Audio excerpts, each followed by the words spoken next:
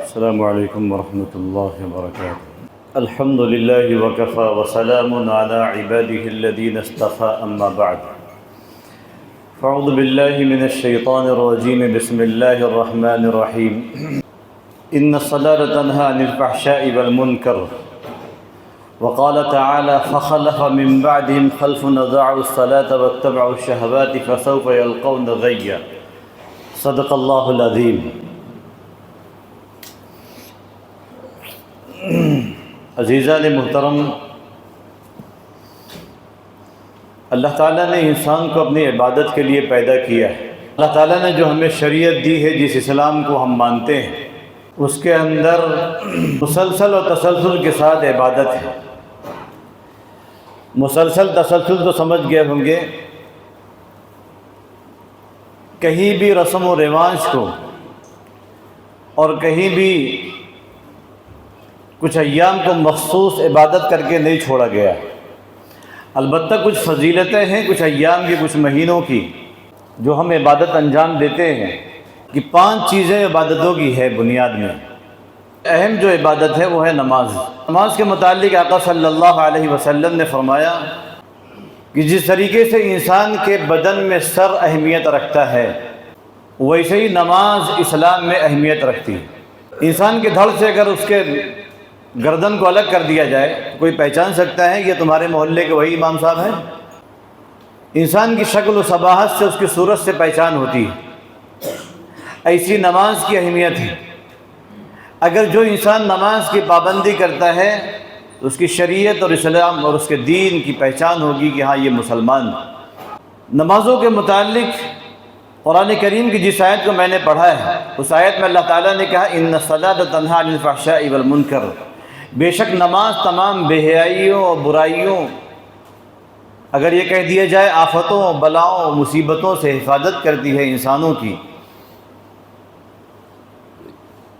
تو یہ کوئی مبالغے کی بات نہیں ہے۔ اللہ تعالیٰ نے جتنے بھی احکامات نازل کیے ہیں، رمضان میں ہم سب روزے رکھیں، روزے کے جتنے بھی فضائل، احکامات، اس کے فرائض کو جو اللہ تعالیٰ نے اتارا ہے وہ عرش پر، فرش پر، زمین پر۔ حج ہے، اتنی بڑی عبادت ہے، وہ بھی فرش پر۔ کلمہ طیبہ ہے، وہ بھی فرش پر۔ جتنی عبادتیں ہم دیتے ہیں انجام کو، زکوٰۃ ہے، وہ بھی فرش پر۔ لیکن اللہ تعالیٰ نے نماز کو اپنے عرش پر اتارا، اور نماز کو عرش پہ اتارنے کے لیے حضرت محمد صلی اللہ علیہ وسلم کو معراج جیسی مقدس سفر کو کرایا گیا۔ مکہ مکرمہ سے وہ کہانی شروع ہوتی ہے معراج کی، اور سفر دوسرا جو پڑاؤ ہوتا ہے وہ مسجد اقصیٰ۔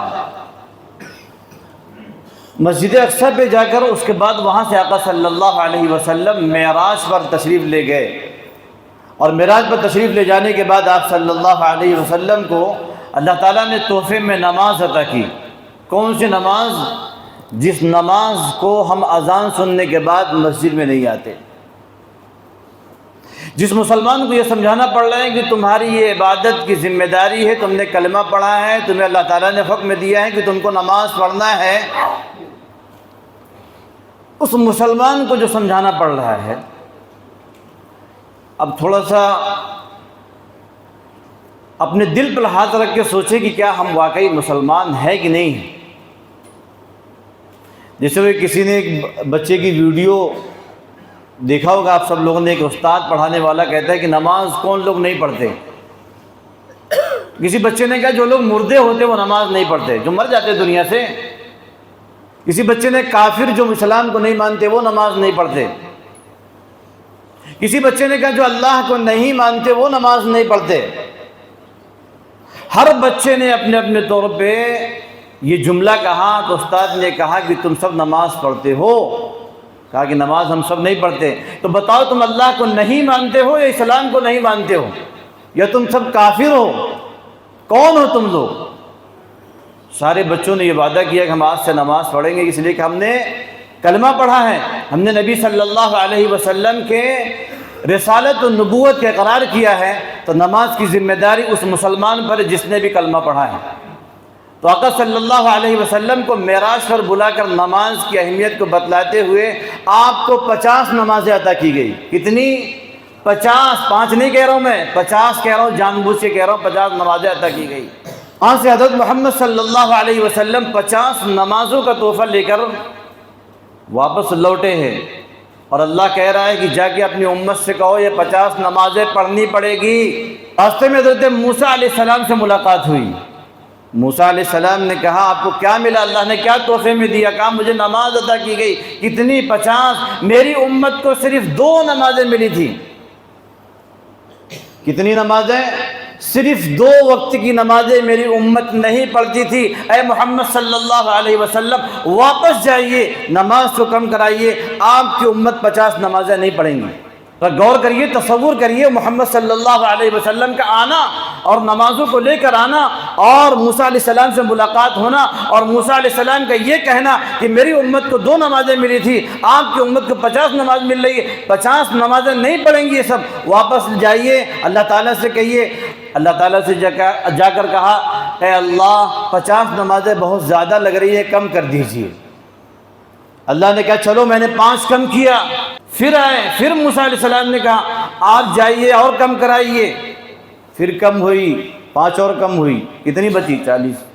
9 مرتبہ موسیٰ علیہ السلام کے کہنے پر آقا صلی اللہ علیہ وسلم گئے۔ 9ویں مرتبہ موسیٰ علیہ السلام نے کہا اے محمد صلی اللہ علیہ وسلم واپس جائیے، آپ کی امت نماز نہیں پڑھے گی۔ میری امت کو 2 وقت کی نماز ملی تھی، نہیں پڑھ رہی تھی، آپ کی امت کیسے پڑھے گی 5 وقت کی؟ ہمارے آقا حضرت محمد صلی اللہ علیہ وسلم نے کہا اے موسیٰ کلیم اللہ اب مجھے اللہ سے شرم آتی ہے جاتے ہوئے، یا کہتے ہوئے میری امت تو بآسانی سے نماز پڑھ لے گی۔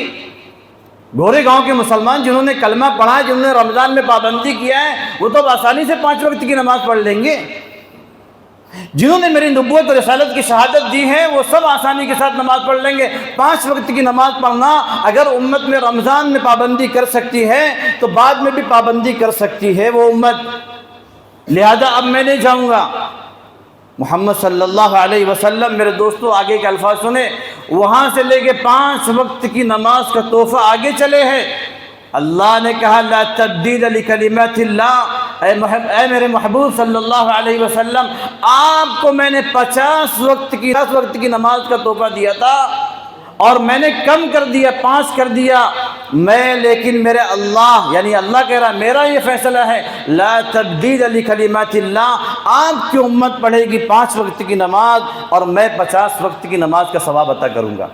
5 وقت کی نماز نہیں پڑھ سکتے، پڑھ سکتے، لیکن وہ انسان پڑھے گا جس انسان کے دل میں تڑپ ہو، لگن ہو اور ایک روٹین ہو۔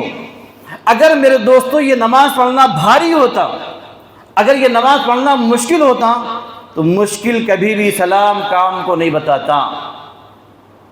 اسلام کبھی یہ کام نہیں کرتا کہ بھئی یہ مشکل کام ہے یہ کرو۔ اسلام ہر اس کام کو کراتا ہے جو تمہارے لیے فائدہ مند ہو، لوگوں کے لیے فائدہ مند ہو اور انسانیت کے لیے فائدہ مند ہو اور تمہارے لیے کرنے کے لیے آسانی ہو۔ آقا صلی اللہ علیہ وسلم نے فرمایا کہ ایک شخص 1 وقت کی نماز چھوڑ دیتا ہے۔ کتنے وقت کی؟ فجر نہیں، مغرب نہیں، عشاء نہیں، صرف 1 وقت کی نماز چھوڑتا ہے۔ وہ کون سی نماز ہے؟